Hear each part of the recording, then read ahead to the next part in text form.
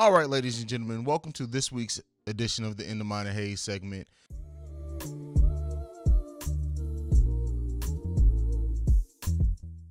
And on this week's edition, I got two topics that I'm going to be discussing with you guys. The first one is for anyone who has been kind of paying attention to Mike Bloomberg, and I think I even said a couple of weeks ago how he was starting to catch my attention in a positive way. And some information came out about him with Stop Frisk.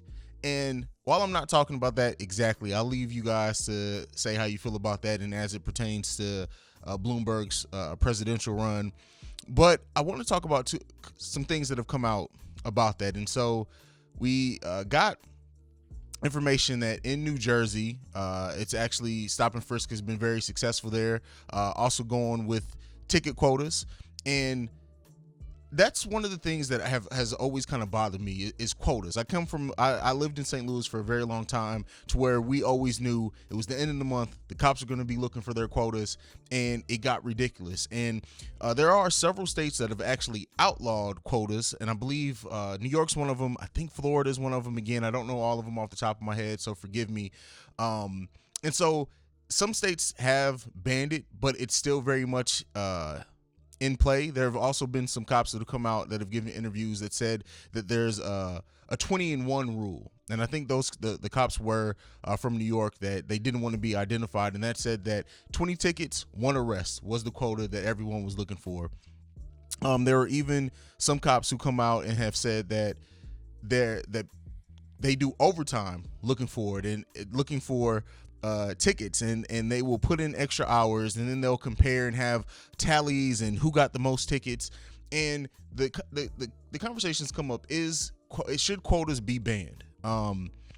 And that goes back into the whole protecting and serving. Are you really protecting and serving if you're looking at hitting quotas to basically make money? And that's what policing has become. It's become another moneymaker for the government. And it always has been to a degree, but when you put it in the light of you're putting in official or unofficial quota system, and then you wonder why people feel targeted. And in this specific one that came out about New Jersey, they were targeting the Black and Latino communities.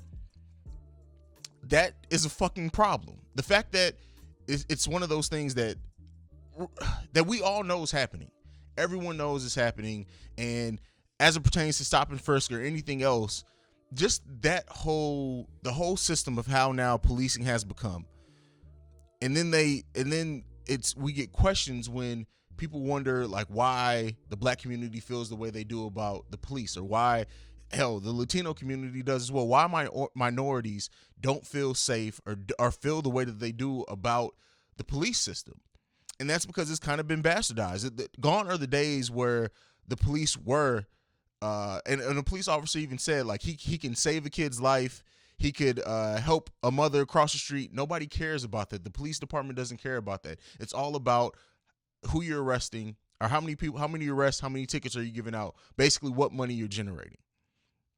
And for me, being in the position that I am and looking in that, it's just like, what can we do to fix the system, if anything? Has it gone too far? Is it now we see the private military all the time, but like the police are, at one point we were saying they were the biggest gang in the world. Now at this point, it's like it's just another money generator for the government. That ticket that they give you, that warrant that they put on you, they don't care about the life that's attached to that sometimes, meaning if you got to go do time, even if it's only 30 days or whatever, the time you got to take off work, they care about what revenue that's generating. And I will probably at some point do more research about how much is generated per year based off tickets like that, or whatever, just so I can give some raw numbers. But this is just, it sucks. And like I said, like, to hear that cops who don't want to be identified even say that it's wrong, but they kind of they do it because they're forced to in a way. And this is why I don't hate all cops, because a lot of cops do actually mean to do well, regardless of how that shakes down. And of course, that's not going to be in the public's eye as much. Hell, I know cops. Shout out to Dads Talking Shit that are both police officers, both hosts there, both Franco and D. it's you got to see how much of society is putting it on, how much pressure is put on these cops to do certain things. And I hope more come out and talk about it. How do you guys feel about stop and frisk?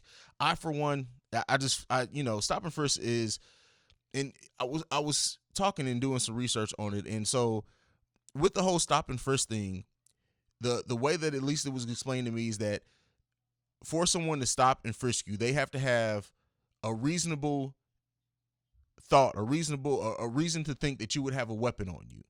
And that is determined by if 10 average people were crossing by and would think that that person had a gun on them, then it's reasonable for a cop to stop and frisk them. And then on top of that, if you double down, if someone's committing a crime or any other crime, is it reasonable then to think that they have a weapon on them because they were committing crimes? It's a lot of gray area with it. Stop and frisk is one of those things to where, to me, I kind of understand some sides of it, but as a whole, I think that it's just giving people more room to be to abuse the power that it gives. And when you give people power that way with that much gray area, it's going to be abused, and therefore should it be used at all? But the other thing that I have to talk about for you guys in the Minor Haize segment is this whole Wendy Williams thing, and it all like. It's funny that it all came around the same time with Dwayne Wade and his daughter, and them calling her by the gender that she wants to be called, and that's she. But Wendy Williams made stupid ass comments to the transgender community, talking about men's in dresses, and I think it was built around Valentine's Day and all that. And the thing is are we still? Why has Wendy Williams, like, as much as I don't believe in cancel culture, why the hell is Wendy Williams still like? She is the most, I don't know. I just don't understand the appeal of Wendy Williams for me personally, because Wendy Williams she's an idiot, and she's one of those people who she's publicized being messy. She's turned it into the whole messy culture type thing or messy acting type thing, and turned it into a show that people just eat up and people like have supported. And then you wonder why she's reached the end. Like, as far as like what she can do, it's not much shocking things she can do anymore. So don't be surprised if she accidentally attacks other communities at some point either. That's just my opinion on it. Like, when people are at the point that she is, you start seeing the same thing repeatedly. And that's, she's gonna try to shock things. She's gonna say offensive shit. It fucking happens. Hopefully, she apologized for it. I do want to make sure I mention that as well. But this, just like, to have such a great example of like Dwayne Wade and Gabrielle Union supporting his daughter, and her going into the gender that she identifies as, and just such a well-spoken person. If you guys haven't seen the video with Dwayne Wade and her and talking, but to have that and to have Wendy Williams at around the same time to just be a counterpoint to that, it's just, she's a fucking idiot. She's a fucking idiot. One last thing. I know I said I got two topics, but I'm ended on one last thing. So the last thing that I want to talk about is there's a video going around on social media of a mother cutting off her daughter's hair because the father got the daughter's hair done and got son's haircuts too.